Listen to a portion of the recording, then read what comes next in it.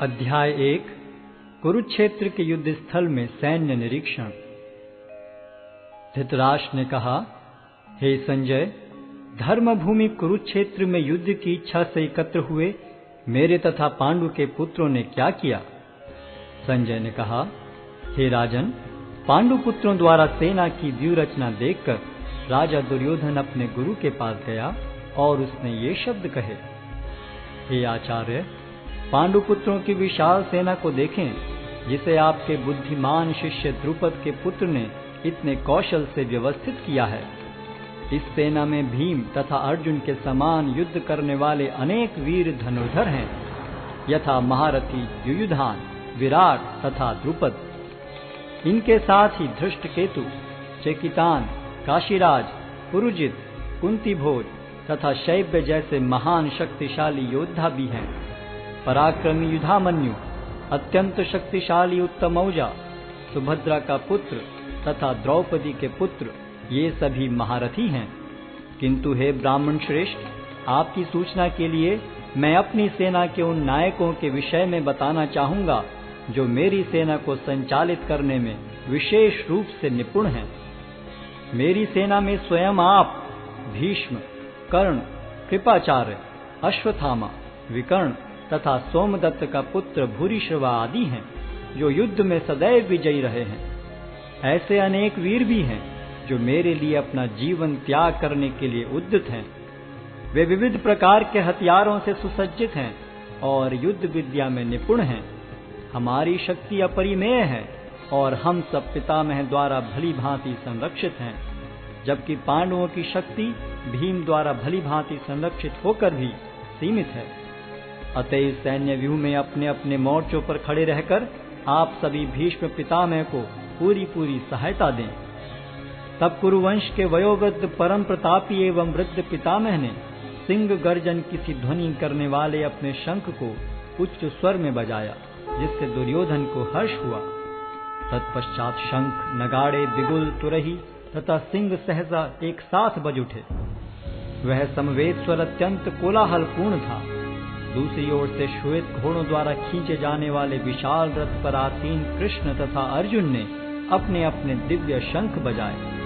भगवान कृष्ण ने अपना पांचजन्य शंख बजाया, अर्जुन ने देवदत्त शंख तथा अति भौजी एवं अति मानवीय कार्य करने वाले भीम ने पौंड्र नामक भयंकर शंख बजाया। हे राजन, कुंती पुत्र राजा युधिष्ठिर ने अपना अनंत विजय नामक शंख बजाया तथा नकुल और सहदेव ने सुघोष एवं मणिपुष्पक शंख बजाए।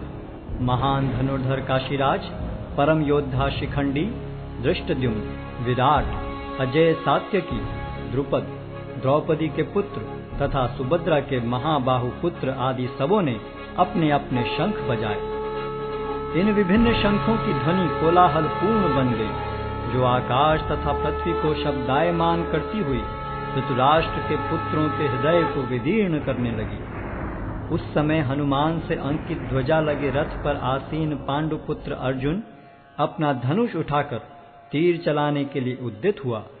हे राजन, धृतराष्ट्र के पुत्रों को व्यूह में खड़ा देखकर अर्जुन ने श्री कृष्ण से ये वचन कहे। अर्जुन ने कहा, हे अच्युत, कृपा करके मेरा रथ दोनों सेनाओं के बीच ले चलें, जिससे मैं यहाँ उपस्थित युद्ध की अभिलाषा रखने वालों को और शस्त्रों की इस महान परीक्षा में जिनसे मुझे संघर्ष करना है उन्हें देख सकूं। मुझे उन लोगों को देखने दीजिए जो यहाँ पर धृतराष्ट्र के दुर्बुद्धि पुत्र दुर्योधन को प्रसन्न करने की इच्छा से लड़ने के लिए आए हुए हैं।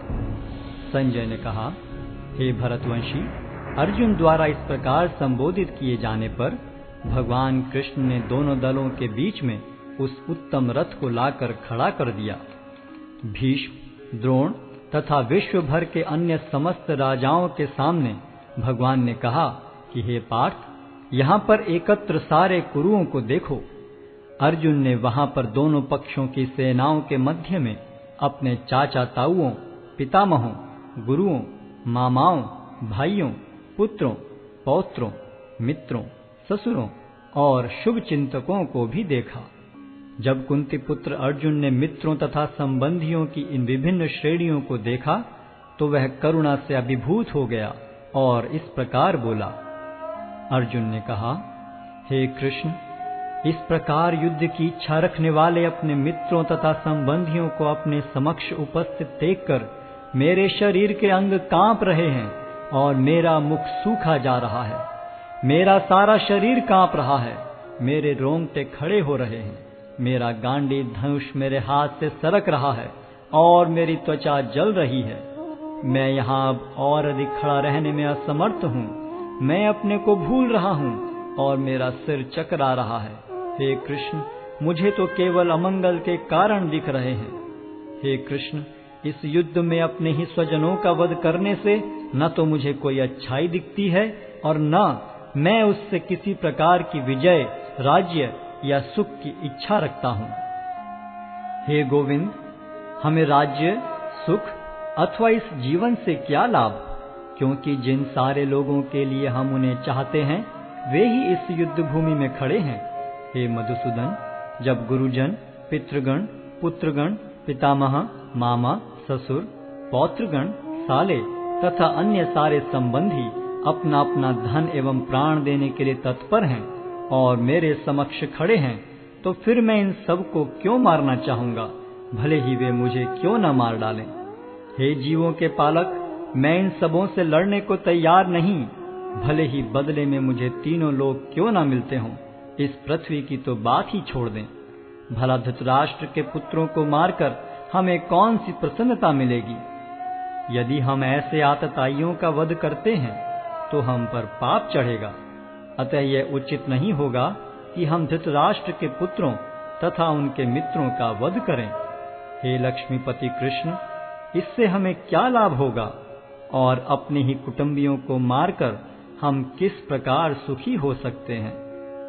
हे जनार्दन, यद्यपि लोक से अभिभूत चित्त वाले ये लोग अपने परिवार को मारने या अपने मित्रों से द्रोह करने में कोई दोष नहीं देखते, किंतु हम लोग जो परिवार के विनष्ट करने में अपराध देख सकते हैं, ऐसे पाप कर्मों में क्यों प्रवृत्त हों। कुल का नाश होने पर सनातन कुल परंपरा नष्ट हो जाती है और इस तरह शेष कुल भी अधर्म में प्रवृत्त हो जाता है। हे कृष्ण, जब कुल में अधर्म प्रमुख हो जाता है तो कुल की स्त्रियां दूषित हो जाती हैं और स्त्रीत्व के पतन से हे वृष्णिवंशी अवांछित संतानें उत्पन्न होती हैं। अवांछित संतानों की वृद्धि से निश्चय ही परिवार के लिए तथा पारिवारिक परंपरा को विनष्ट करने वालों के लिए नारकीय जीवन उत्पन्न होता है। ऐसे पतित कुलों के पुरखे गिर जाते हैं, क्योंकि उन्हें जल तथा पिंडदान देने की क्रियाएं समाप्त हो जाती हैं। जो लोग कुल परंपरा को विनष्ट करते हैं और इस तरह अवांछित संतानों को जन्म देते हैं, उनके दुष्कर्मों से समस्त प्रकार की सामुदायिक योजनाएं तथा पारिवारिक कल्याण कार्य विनष्ट हो जाते हैं। हे प्रजापालक कृष्ण, मैंने गुरु परंपरा से सुना है कि जो लोग कुल धर्म का विनाश करते हैं वे सदैव नरक में वास करते हैं। ओहो, कितने आश्चर्य की बात है कि हम सब जघन्य पाप कर्म करने के लिए उद्यत हो रहे हैं।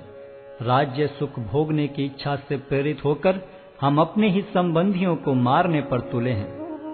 यदि शस्त्रधारी धृतराष्ट्र के पुत्र मुझ निहत्थे तथा रणभूमि में प्रतिरोध न करने वाले को मारें तो यह मेरे लिए श्रेयस्कर होगा। संजय ने कहा, युद्ध भूमि में इस प्रकार कहकर अर्जुन ने अपना धनुष तथा बाण एक ओर रख दिया और शोक संतप्त चित्त से रथ के आसन पर बैठ गया।